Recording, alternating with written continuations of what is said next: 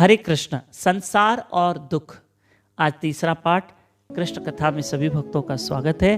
प्रिय बंधुओं, इन दिनों हम भगवत गीता के 8वें अध्याय के 15वें श्लोक पे चर्चा कर रहे हैं।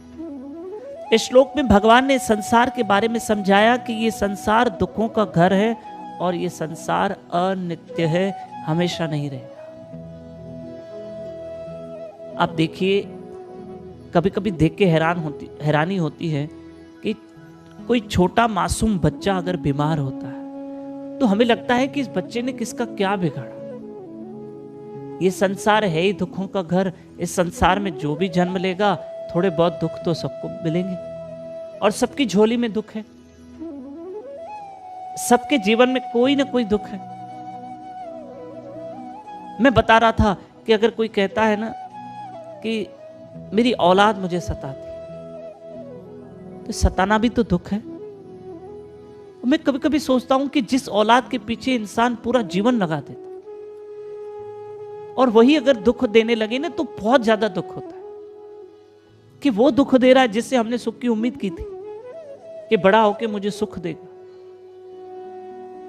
और इंसान अपने जीवन का सबसे कीमती समय औलाद को ही दे देता है और एक एक बच्चे को अपने पांव पे खड़ा करने के लिए हमको 20-25 साल लग जाते हैं।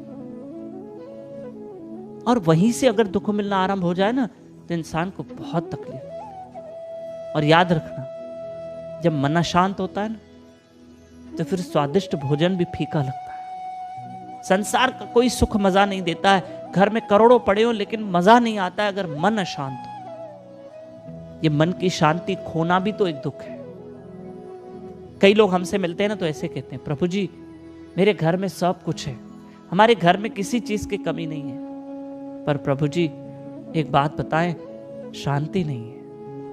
देखा, सब कुछ है पर शांति नहीं है। यानी इसका मतलब ये हुआ कि सब कुछ का जो मजा है हम ले नहीं पा रहे हैं क्योंकि मन में शांति नहीं। और उस मन की शांति के लिए तो हरि भजन करते हैं, उस मन की शांति के लिए तो हरि कथा सुनते हैं, सत्संग सुनते हैं, भगवान का नाम लेते हैं, है ना। एक महात्मा एक रास्ते से जा रहे थे तो एक जमींदार बैठा हुआ था।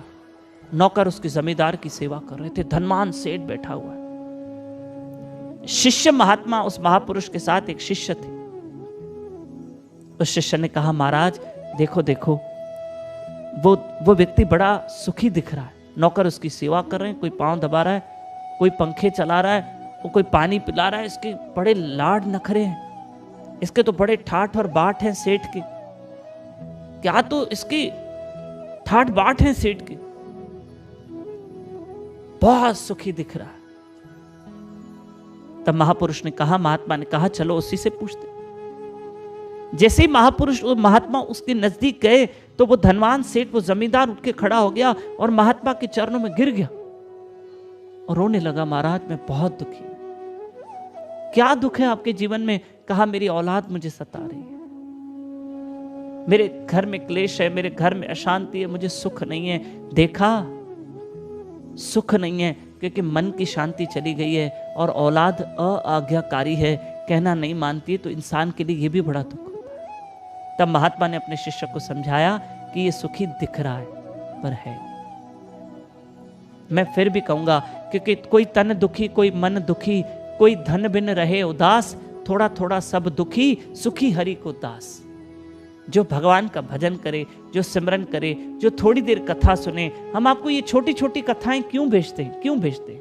कि थोड़ी मन को शांति मिले, थोड़ा मन को धैर्य मिले। हाँ, हर इंसान के जीवन में कोई थोड़े बहुत छोटे मोटे दुख हैं, पर उस दुख से भी बचने का उपाय है ना, ये सत्संग, ये हरि कथा, ये हरि नाम, जो हमें दुखों को सहने की शक्ति देगा और हमारा जीवन शांतिमय होगा। और शांति होगी ना तो सूखा फुल्का भी स्वाद देगा, सूखी रोटी भी स्वाद देगी अगर मन शांत है। और अगर मन अशांत है ना तो ये तंदूरी रोटी भी मजा नहीं देगी। हरे कृष्ण कृष्ण कृष्ण हरे हरे, हरे राम राम राम हरे हरे।